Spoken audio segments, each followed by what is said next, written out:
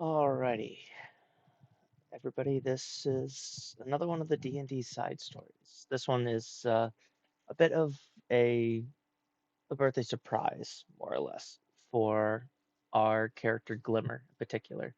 Their birthday was on the 6th of this month, so if you're watching this on YouTube, throw a few comments down there. Tell them happy birthday. But this is a side story specifically in Elm's perspective.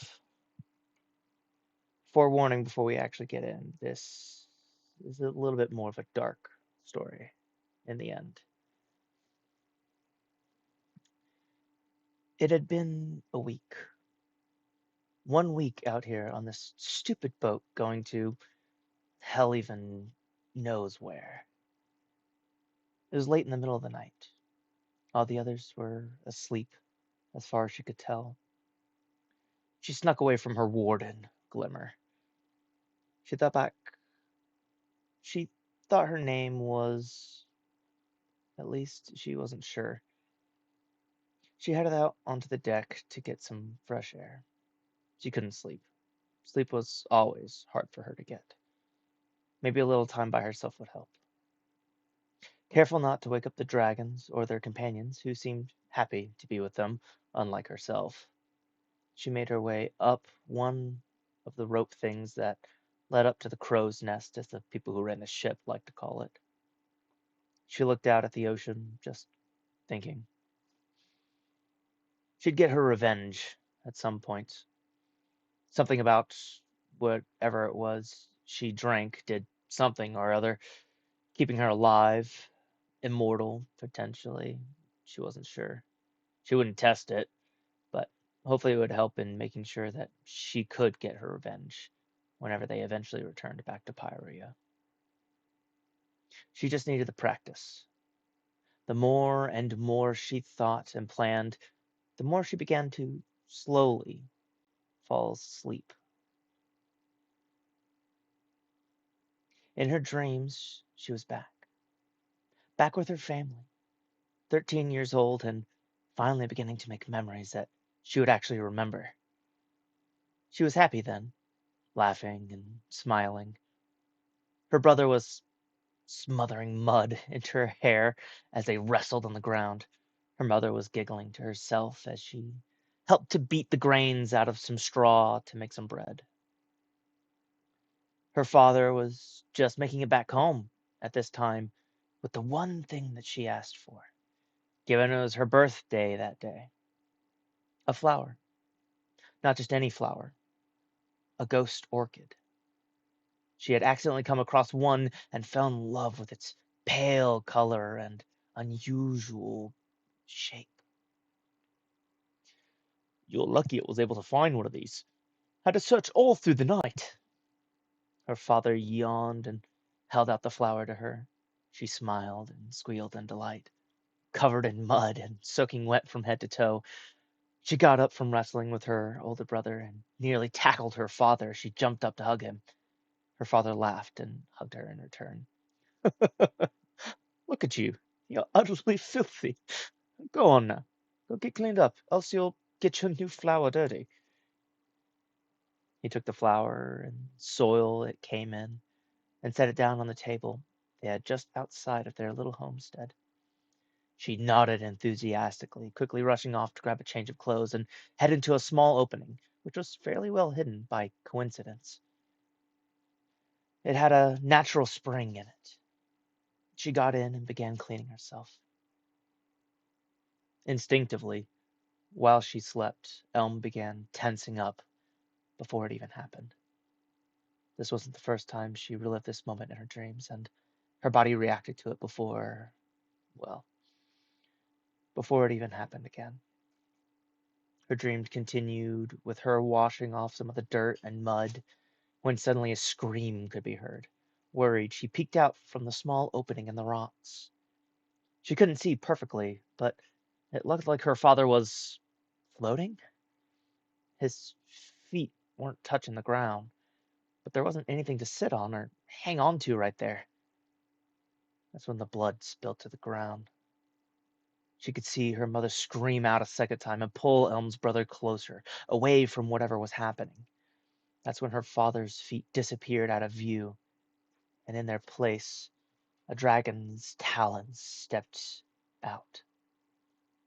Elm covered her mouth. It was a dragon. That means that her father. She couldn't stand to think about it. She watched as her mother quickly ran, pulling Elm's brother along to try and help him escape, but she wasn't fast enough. Just out of view, once again, she heard a scream, then two crunching sounds. It it was over that fast? There wasn't even time to think. No time to do anything. What? Why was it here? Why did it kill her family? Why did she or they deserve any of this? Coming back into view was the dragon. She got a good look at him finally, and the blood was dripping from his mouth. She took a look around before extending his wings and flying off. The flower her father got fell to the ground. Half of the flower was covered in her family's blood. She stared at it for she didn't know how long. It felt like a lifetime for her before finally she out a scream, a cry of pain, of anger, sadness, rage, depression. There were too many emotions to sift through, and as she did so in the dream, she did so in real life. As she woke up, she clutched her chest, breathing heavily, sweating, her pulse racing as she held her chest tightly, nearly ripping her shirt off with how tight the grip was. She looked around and saw it was still late in the night. Though quickly coming onto the deck, she saw Glimmer. Glimmer rushed up to the crow's nest, flying there. Hey, I heard a scream. You all right? She scoffed, wiping the sweat from her brow. I'm fine. I was just testing to see who woke up fast enough in case that weird shock squid thing came back. Looks like it's just you. We get attacked again, we're all shock bait. Glimmer looked at her. Really looked at her. Elm hated dragons, but she had to at least choose one that might not be so bad. She'd have to choose Glimmer. I. I. Alright. Maybe we can practice a bit more in case it happens again. Mind if I sleep up here with you? Better have two people on lookout than just one, right? Elm could tell that her half sarcastic comment, half lie didn't work on Glimmer. She knew Glimmer saw straight through it. She was annoying that way, smart and wise, but maybe that was one of the things that she reluctantly liked about her. Though she would never admit she liked anyone. Whatever, Warden. Can't stop you anyways. But while you're up here, at least you could end up keeping me a bit warmer. Glimmer got into the crow's nest and laid down next to Elm.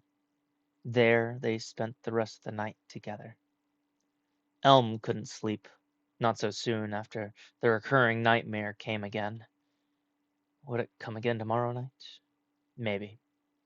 While Glimmer wasn't paying attention, she pulled out her journal, opening it to the all too familiar page. Inside was her ghost orchid, partially covered in blood, pressed in order to preserve it. That is our side story for today. This is the first time our player Glimmer has actually gotten to hear that story. This is before we've ended up putting it out on the stream yet, so a little bit of a birthday surprise to our player here. That was certainly an interesting story, I'll be honest. Yeah, Very, very nice.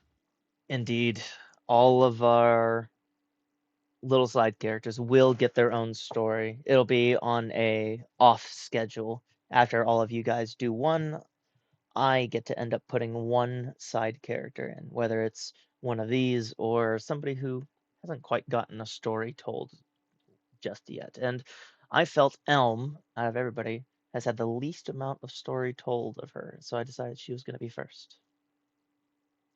Yeah, personally, uh, while I feel that Glimmer does, in everybody else's eyes, treat Elm kind of poorly, it's mostly in a joking sort of way to deal with the stress of the situation she's in. Hmm.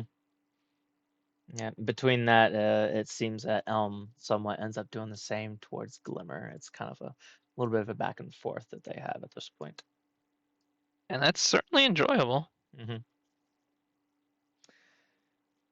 With that, though, we'll get into the different questions and whatnot at this point. I took a little bit of a liberty and ended up writing kind of Glimmer's reactions and whatnot in that moment, but I feel that it kind of fits with Glimmer's character and whatnot on how I ended up writing it. But now you have had a small bit of a peek into Elm and her life at this point, and while you never got to experience, that moment that I ended up writing out that was on the boat, now that you have seen it and whatnot, how do you think your feelings and whatnot towards Elm are at this point now? As a person, I certainly can understand a little bit better why Elm is so twitchy about dragons. Mm, As Glimmer, the character, obviously not knowing that, but knowing something's going on, I feel like she would probably, at the very least, understand that, this person is a lot more complex than she really gave credit for. mm, yeah. Yeah, Elm has been rather quiet, but it's kind of partially because of her personality and whatnot, and she definitely doesn't end up like enjoy speaking of anything about her and whatnot. She definitely wants to end up kind of keeping the world pushed away at bay and whatnot. She despises the world, dragons more specifically, but she she doesn't like basically anything. She's out for one thing and one thing in particular, of which she can't even get to at the moment, given that she's more or less a prisoner right now at this moment. Yeah, the fact that obviously Elm knows a lot of what Glimmer is capable of as well is probably one of the reasons why she doesn't try to get away. Yeah, that's the whole point that she calls her warden. I know, it's great. It's like yeah, it's a prison that has no door. There's no walls to this prison. You can walk out, but don't do it. You can't anyways. Yeah. Overall, what would you end up saying is kind of the feeling that Glimmer has towards Elm at this point? Obviously, there's the whole, prisoner and warden kind of thing going on, and there's the joking and whatnot, but what is Glimmer's take specifically on Elm? Well, with everything happening and Elm kind of just being a support to the rest of the group, whether actively or passively, despite being effectively just a prisoner, Glimmer would most definitely see her as, as relatively useful and kind of funny. It's hard to really describe Hmm. how how Glimmer would feel. Yeah, I just think, kind of not a friend necessarily, at least not as of yet. Maybe in the future, not quite yet, potentially, yeah. but maybe one of those types of coworkers that you're friendly with type situation. Yeah, it's like best friends with the person keeping you in prison, Mm. even though the prison is mobile. The prison is very mobile. This is probably the Yeah. farthest any prisoner ever has traveled. Yeah. Your Uh, freedom has been placed on temporary hold. Now follow me.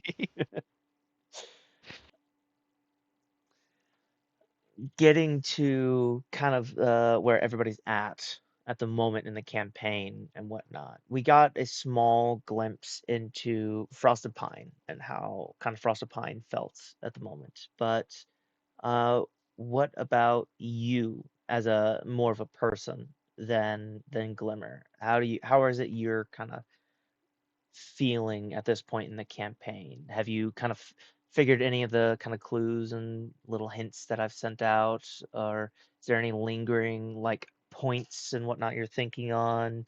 Favorite moments, anything that you can kind of think of. Well, admittedly, I find the way that this is running, I cannot wait to continue. I wish we could do this weekly, honestly, but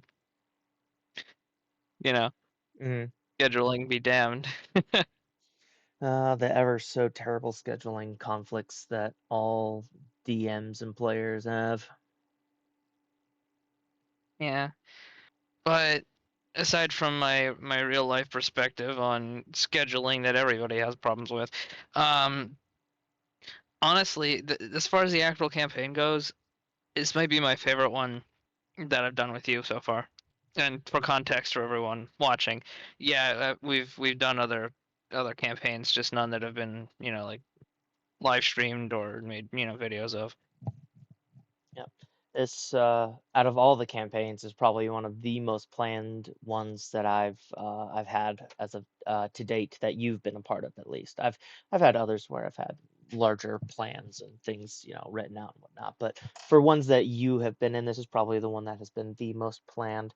Part of that is because um we're live streaming it and whatnot. And while I don't expect to end up getting big, I don't think any of us end up expecting to be big. We don't expect to become the next Critical Role, Legends of Evantris, Tales from the Stinky Dragon, any of those like like podcast plays and stuff. We don't expect to get big. But for people who do end up enjoying watching, some simple little gameplay, have something on maybe in the background and stuff. We want to have it be nice at least for people to enjoy. Yeah, the whole point of this kind of stuff, the reason why we're doing this all to begin with, is because honestly, this is a very shareable experience, and I find it the most fun when other people can take enjoyment and comment on it too, Mhm. say what Yeah, they want to say, have opinions, yeah. make people think. We just want to end up having fun. Let other people's end up enjoying on our own fun and potentially end up, maybe flat out stealing the story. I don't care. Steal the whole story. I really don't care. If Just you not the got characters, please. yeah, steal everything that I've written, but that's their own players, don't steal those. You could play them in your games, I suppose, but don't, go claim that this is yours and type stuff. Nah, that's not cool if that's the case. But you know, I suppose the one other thought that I have,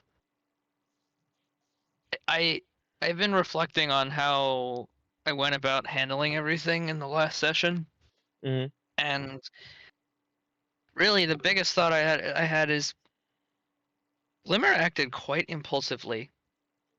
Definitely extremely impulsive in that one moment at the very least. That one Yeah, very like specific moment.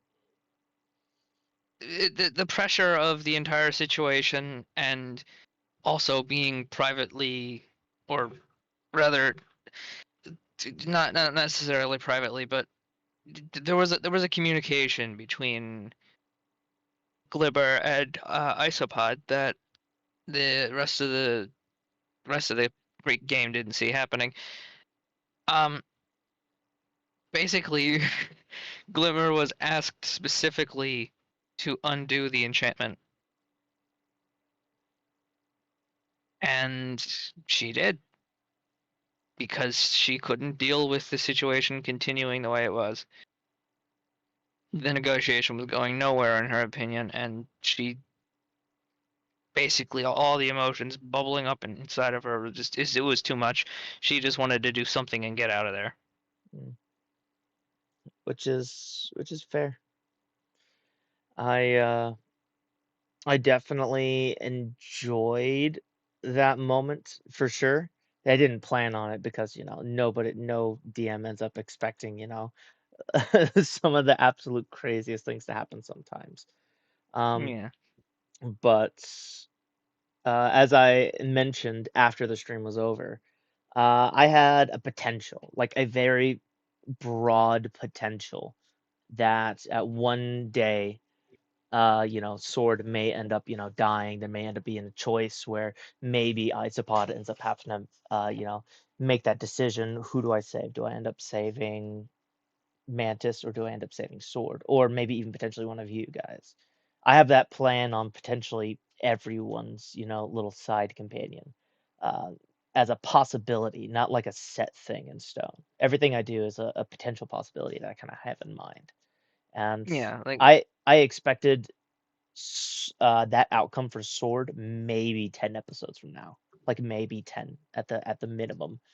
But it just kind of hit in that moment as you guys ended up, throwing chaos out at me. I was like, oh, okay. And then it got to that moment where the people running the farthest away was Isopod, Sword, and Mantis. They were the farthest away, and their entire orders were to kind of kill you guys, letting you escape, especially you, since you're more of just a distraction than anything else. It was like, oh well, I gotta go for them. And then Isopod ended up failing their Constitution check, and unfortunately, Sword ended up failing her uh, Dexterity saving throw to, you know, hang on. She ended up falling, and it was really, really it was crazy. It was wild. yeah, I realized that entire situation only happened because I was exactly 1 foot further than I meant to be. Yeah, that was the worst part too, because Like I none of that would have happened you were if you it were wasn't for being me. you were being very careful to try and end up staying within that 30-foot range. You were being very careful that whole time, but it was just that one moment you ended up getting just a little bit farther. I was like, oh man. Because I was straight up like I was measuring every single time, making sure you were, staying within range and whatnot, and then you moved just ever so slightly out. And I was like, oh no. One moment, please. No, you're all good. I'll just talk to the audience. But no, yeah, it's crazy. I have plenty of plans and whatnot for all these characters and whatnot. I was hoping to kind of keep Sword around a little bit longer. I had a little bit more story to tell. It wasn't going to be nowhere near as much kind of focused around her as it had been at that point, which it was kind Yeah. of it was kind of necessary, mainly because she's from the island and y'all just got to the island, y'all learning things about the island, so it was more mandatory more than anything else, kind of at the very beginning, just so that way you guys can learn about the stuff around here and whatnot. But um, I still had a little bit more story to tell with her, so it kind of sucks that she's Yeah. dead. But it is how it is. The dice roll, how they end up rolling, and I can still end up telling the story a little bit in small story times like this. Plus, maybe I can end up doing a few letters here or there, or maybe some NPCs end up knowing a little bit about her and they can tell some stories and whatnot. But it's Well, fine. we shall see. I ended up getting one really nice story out for Elm, though. Now everybody can kind of see why she's so kind of down, depressed, as if the world is always on her shoulders at this point now. Yeah. But yeah, I don't know. I really enjoy all this kind of stuff and whatnot. Enjoy the stories. Yeah. Yeah. The stories that we've all done so far have been really nice, honestly. I am excited to start figuring out a bit about Glimmer's next side story. You did give me a prompt for that. I have nothing for it so far, but Yeah, I we do could. have one or two details in mind I'd like to discuss with you after this. Oh yeah, that sounds good with me. But that's probably where we're gonna end up, and then the side story here and whatnot. So thank you everybody who ended up, deciding to listen to all of this and whatnot, listen to me ramble on, ask questions and whatnot. I like to get inside the minds of my players. But it was his birthday recently. It was Glimmer's player birthday. So give him some birthday wishes in the comments. But thank you Ye- guys. Leave a comment if you're on YouTube. We live stream on Twitch if you end up wanting to watch these kind of stories live. And also, we have a Discord, which is the perfect place to end up coming in order to talk to us, ask us any questions that we want. I guarantee you, my players as well as myself would be happy to answer any questions and kind of just get to know you guys. But thank you guys for listening. We'll catch you all next time.